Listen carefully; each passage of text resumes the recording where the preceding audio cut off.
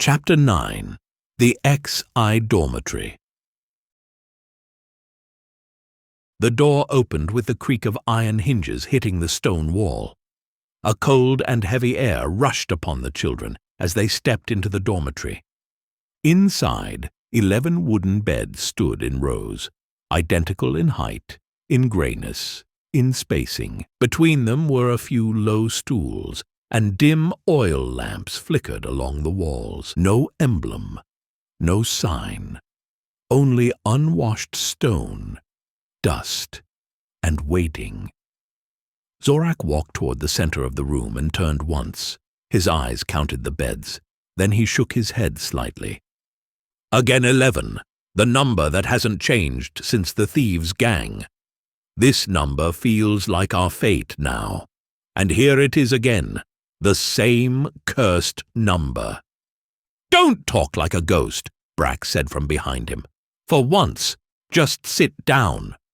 We'll sit, sure, Zorak chuckled, but it seems they liked the number. Maybe if you strike the stone wall 11 times, you'll stay here forever. Ellie darted quickly inside, already setting her eyes on a bed. Mira came right after her. If you get into your bed with socks on, I'll smack you, Mira said, her tone soft but threatening. Ellie turned and grinned. Will you really slap me, sister? Yes, just as I once did to my little brother. Tech was silent, his eyes scanning the architecture of the room, the spacing of the beds, angle of the lamps, the position of the stools.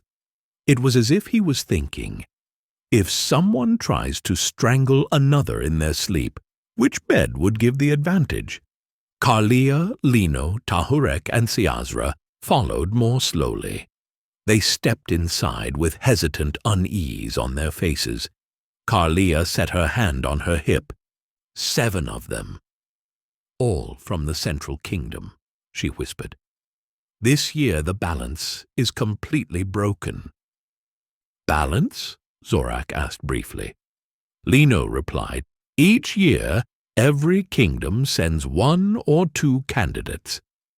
West, North, South, Isles. But this year only the 4 of us were sent, Siazra added, and the rest are all from the Central Kingdom. One of them, even a prince. Karlia turned her gaze toward Karl. He was sitting in the corner of the room, head bowed, resting on the edge of a bed. He wasn't looking anywhere, wasn't speaking to anyone. His eyes hung in emptiness. He may be a prince, but he's alone, Lino said. Tahurek continued in a low voice. Still, for so many to come from the same region is strange, especially 6 of them, orphans, street children, those with records. Isn't it odd? Perhaps they will compensate next year, Karlia said, but this year something must have happened.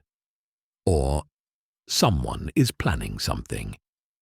Karlia turned to Mira. So you are thieves? Truly. Mira lifted her head proudly. While Ellie quietly tested her bed beside her, Mira answered without hesitation. Yes, we were thieves, but we were together. We were hungry. We were cold. As a child, there aren't many paths to choose from. And King Cassian forgave you? Tahurek asked. Zorak chuckled. No, forgiveness is another thing. He took us, put us in his pocket. And here we are now. I don't understand, Karlia said. If this is an organization, a disciplined institution, why choose children like that? By then Zorak had leaned back, stretching his legs onto a bed, a boyish grin on his face. They didn't choose us. We came ourselves, or were brought. Because we reached into the king's pocket, we got our invitation. The only place where stealing didn't bring punishment but reward was at the king's side. Either this king steals very well, or he loves those who do. At that moment, Siazra leaned slightly, his eyes shifting toward Carl. He murmured quietly, "Be careful what you say. King Kashian's son is here." Brack sat on his stool, rubbing his hands. The cold gnawed at his bones. Without raising his head, he muttered, "Let's hope he doesn't listen and go running to his father. Looks like a mama's boy." Zorak glanced at Carl, then raised his voice so all could hear. "Hey, your highness, does the wood prick you? Or after your feather bed, does this board trouble you?" Carl lifted his head. His eyes were blank. His voice carried neither anger nor reproach. "My mother is dead. My father sent me here. Perhaps to be rid of me. I don't know. But I am alone, too." For a few seconds there was silence. No one laughed. Even Ailey didn't whisper. Zorak looked away. Mira stepped toward him, her brows furrowed. "Poor boy," she said. "Every joke of yours carries a wound, and you don't even see it." Zorak lowered his head, smiling faintly. "It's just easier to push. Silence scares me." At that moment Val approached Carl with heavy steps. He was different from the others. In his eyes there was neither mercy nor judgment, only a desire to know. He sat down beside him, placing his hands on his knees. "I am Val Maraxas. We were once a gang of 11.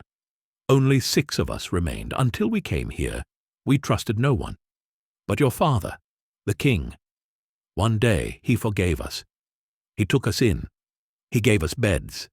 He gave us food. But he also gave us debt. And I carry that debt." He bowed his head slightly.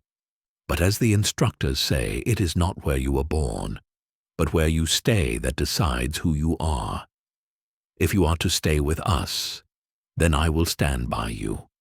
Your father is as much my father in spirit. See me as your brother."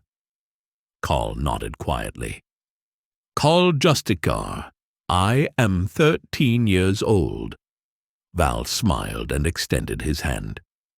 "I am 13 too. But I suppose now we are all 11.